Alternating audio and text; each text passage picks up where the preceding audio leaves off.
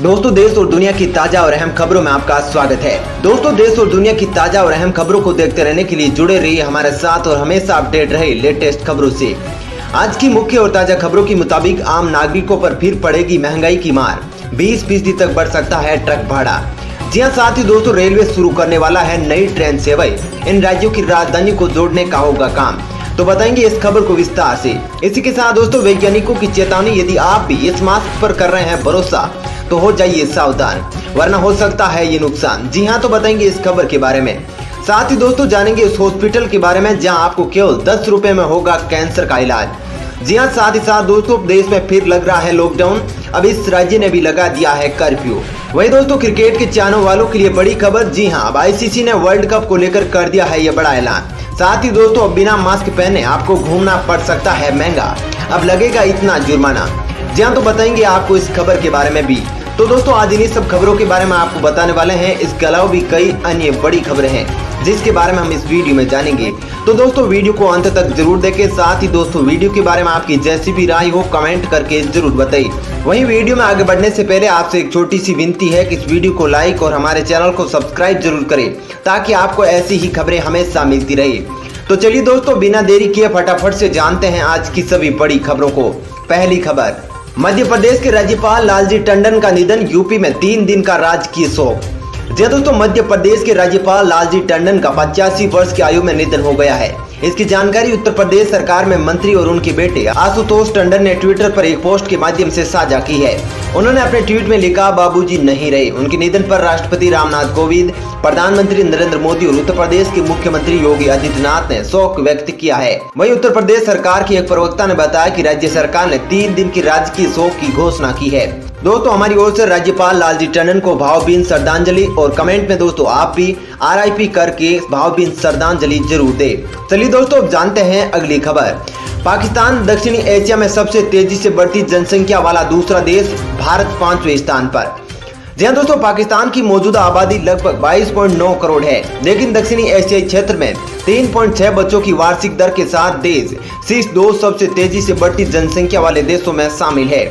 दरअसल US population reference bureau नामक NGO द्वारा हाल ही में जारी किए 2020 विश्व स्वास्थ्य डाटा शीट के मुताबिक दक्षिणी एशियाई देशों में गृह युद्ध से घिरा अफगानिस्तान प्रति दंपति 4.5 बच्चों के साथ सबसे ऊपर है। वहीं 1.40 करोड़ जनसंख्या के साथ भारत दुनिया की दूसरे सबसे बड़ी आबादी वाला देश है, लेकिन प्रजनन दर 2.2 है। वहीं बांग्लादेश तीसरे और इसके साथ ही चौथे स्थान पर मालदीव और 5वें स्थान पर भारत है।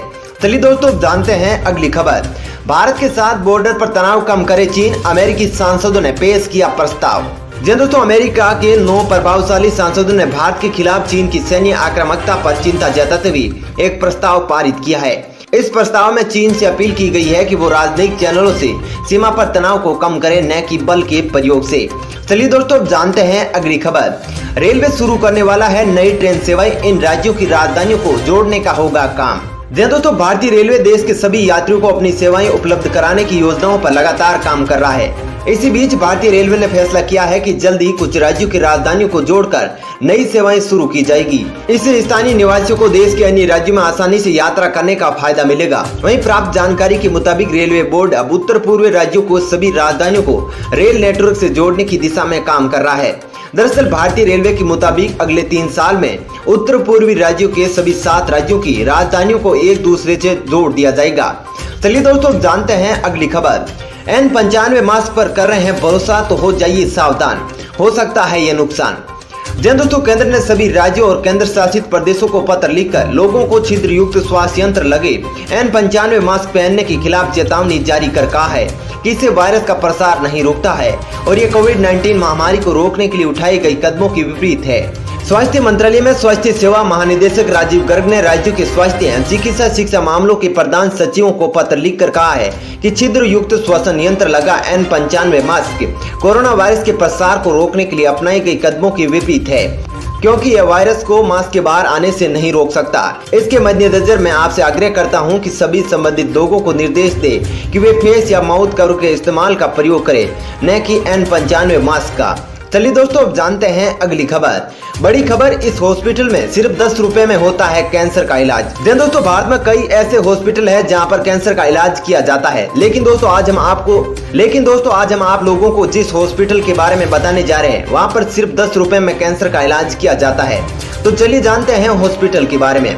बता दें कि हरियाणा के झज्जर में मौजूद राष्ट्रीय कैंसर संस्थान देश का सबसे बड़ा कैंसर हॉस्पिटल है। इस हॉस्पिटल में प्रोटॉन थेरेपी की भी व्यवस्था की गई है। ये ऐसी थेरेपी है जिसमें प्रोटॉन बीम से मरीजों के कैंसर के ट्यूमर को नष्ट कर दिया जाता है। सबसे बड़ी बात यह है कि इसके लिए मरीजों से मात्र 10 रुपए लिए जाते हैं। वहीं निजी अस्पतालों में इस थेरेपी के इलाज का खर्च 20 से 25 लाख रुपए तक आ जाता है। आपको बता दें कि फिलहाल राष्ट्रीय कैंसर संस्थान में 50 बेड की सुविधा शुरू की जा चुकी है। इस साल के अंत तक यहाँ 400 बेड की सुविधा शुरू कर दी जाएगी। वहीं राष्ट्रीय कैंसर संस्थान के निदेशक डॉक्टर जी.के. रथ ने बताया कि दिल्ली के एम्स में भी यहाँ मरीज लाए जा रहे हैं। चलिए दोस्तों जानते हैं अगली खबर। पड़ेगी महंगाई की मार, 20% तक बढ़ सकता है ट्रक का भाड़ा। जी दोस्तों, डीजल में लगातार बढ़ते दामों से ट्रांसपोर्टरों की परेशान करना शुरू कर दिया है। इस वजह से ट्रांसपोर्टरों के बीच माल ढुलाई भाड़ा बढ़ाने के मामले में सहमति बनती दिखने लगी है। अगर ट्रांसपोर्टरों ने भाड़ा बढ़ाया तो महंगाई पर दबाव और बढ़ सकता है। हाल के दिनों में फल, सब्जियों और राशन के कुछ आइटम माल ढुलाई की लागत बढ़ने से महंगे हो गए हैं। वहीं ट्रांसपोर्टरों ने कहा है कि डीजल के दाम में भारी बढ़ोतरी को देखते हुए वे किराया 20% तक बढ़ा सकते हैं। चलिए दोस्तों अब जानते हैं अगली खबर। आज रात 12 बजे से शुरू होगी सेल, टीवी लैपटॉप पर मिलेगा तगड़ा डिस्काउंट। जी दोस्तों, अमेजन की ग्रेट गेमिंग डे सेल आज रात 12 बजे से शुरू होकर 23 जुलाई की रात 12 बजे तक चलेगी।